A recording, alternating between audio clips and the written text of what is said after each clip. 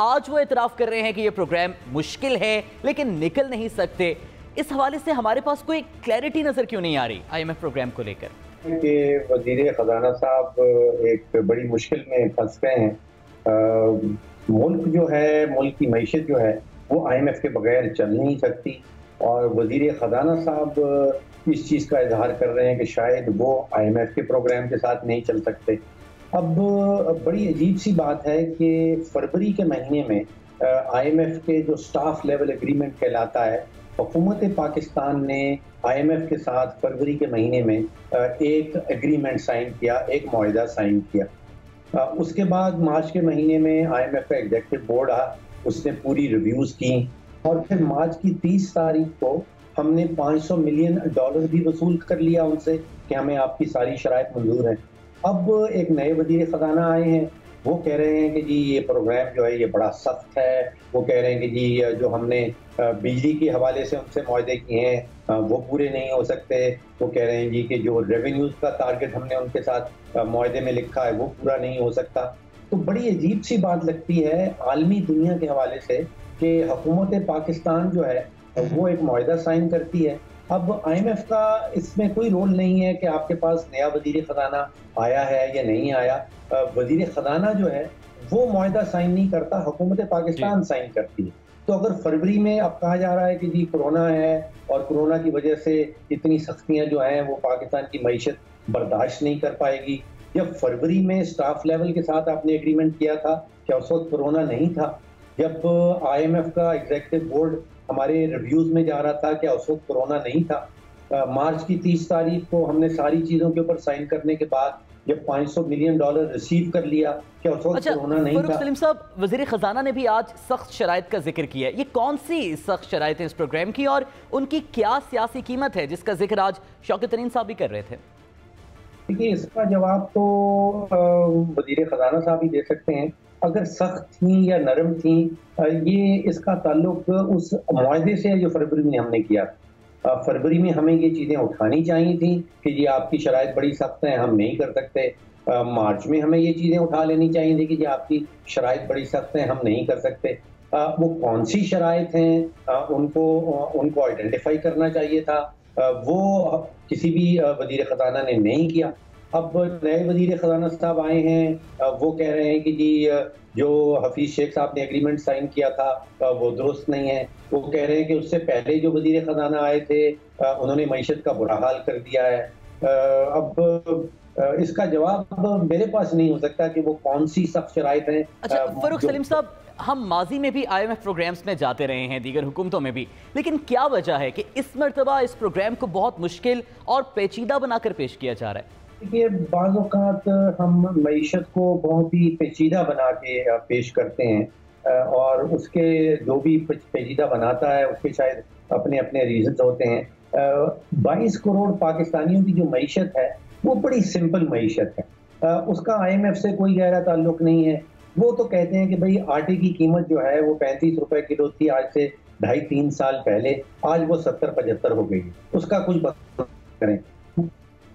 वो ये कहते हैं कि चीनी की कीमत जो है वो 55 रुपए थी 2.5-3 साल पहले, आज 100 से ऊपर चली गई है, उसका कुछ बंदोबस्त करें।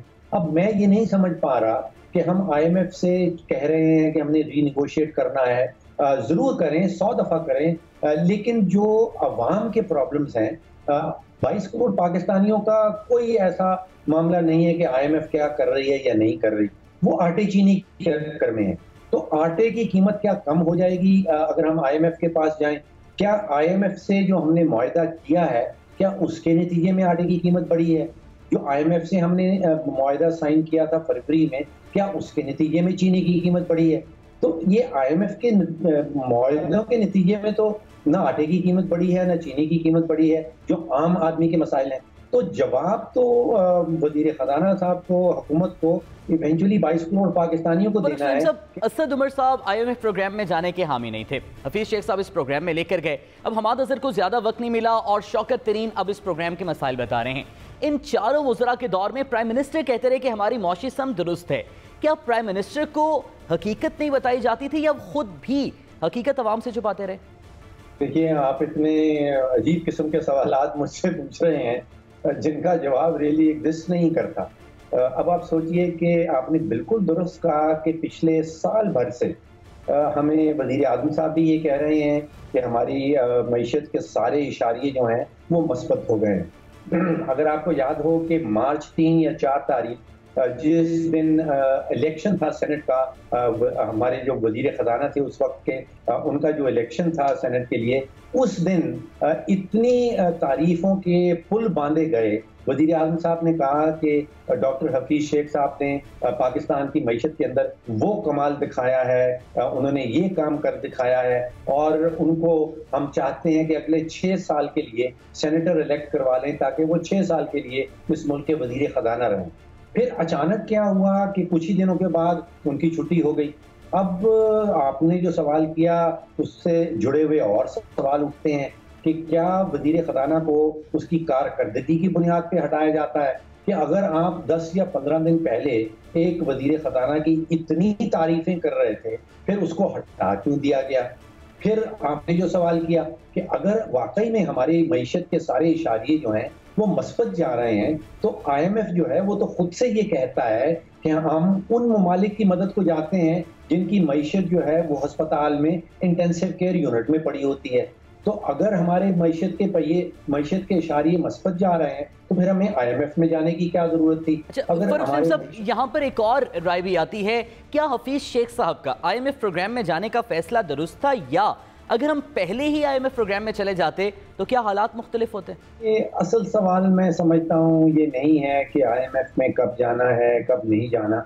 असल सवाल ये है कि हम इस्लाहात क्यों नहीं कर पा रहे, क्योंकि इस्लाहात ना करने के मजबूर हो जाते हैं कि हम IMF के पास चले जाएं।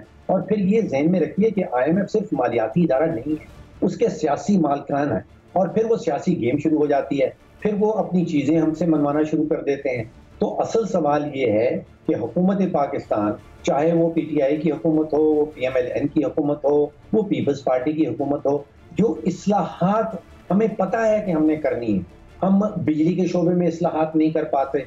सर्कुलर डेट जो है, गर्दिशी कर्जा जो है वो मुसलसल बढ़ता चला जा रहा है। PMLN वाले 1100 अरब का छोड़ के गए थे, अब हमें बताया जा रहा है कि आखिर में आपसे ये जानना चाहेंगे कि वज़रा साबिका हुकूमतों की मौशी पॉलिसीज को बारूदी सुरंगें करार देते हैं जिनके असरात उनके मुताबिक आज भी मौजूद हैं। क्या आप समझते हैं कि 3 साल बाद भी ये एक्सक्यूजेस के माफियाज महंगाई के जिम्मेदार हैं, क्या ये दुरुस्त हैं, या शौकत तरीन साहब महंगाई में कमी कर पाएंगे आपके मुताबिक? देखिए, आपने माफियाज का नाम ले दिया, वजीर आज़म साहब बार बार माफियाज का नाम लेते हैं। जब आटे की कीमत 35 से 70-75 पे जाती है तो माफिया के ऊपर लगा दिया जाता है। चीनी की कीमत 55 से 100 पे जाती है तो कहते हैं माफिया ये काम कर रही है। बिजली की कीमत आप देखिए कि 3 साल पहले तकरीबन 11 रुपए का यूनिट था, अब वो 25-26 रुपए का यूनिट हो गया है। किसने किया? माफिया ने किया। अगर माफिया ये वाकई कर रही है तो आप कोई पॉलिसी क्यों नहीं बना पाते? देखिए, मैं ये समझता हूँ कि ये माफिया कुछ नहीं है, ये फुकदान है पॉलिसीज का। हुकूमत जब पॉलिसी नहीं बना पाती, पॉलिसी बनाने में फेल हो जाती है तो फिर वो कुर्बानी का बकरा ढूंढती है। ये जो माफिया हैं ये सब कुर्बानी का बकरा है कि हमने इल्ज़ाम किसको देना है। ये एग्जिस्ट देखिए, चीनी के ऊपर आप पॉलिसी बनाएं, चीनी के ऊपर आप इंपोर्ट की पॉलिसी बनाएं, चीनी के ऊपर आप एक्सपोर्ट की पॉलिसी बनाएं। जो यहाँ पे पाकिस्तान के अंदर रह के चीनी के ऊपर कमाई करना चाहता है उसको पॉलिसी से उसका तोड़ निकाले, बिजली का तोड़ निकालें, बिजली की चोरी खत्म करें, आटे का तोड़ निकालें। जब आपसे तोड़ नहीं निकल पाता, जब आपसे ठीक है, बहुत बहुत शुक्रिया। फरूख सलीम साहब हमारे साथ मौजूद थे और माशी सूरत हाल पर अपने तज्जिए से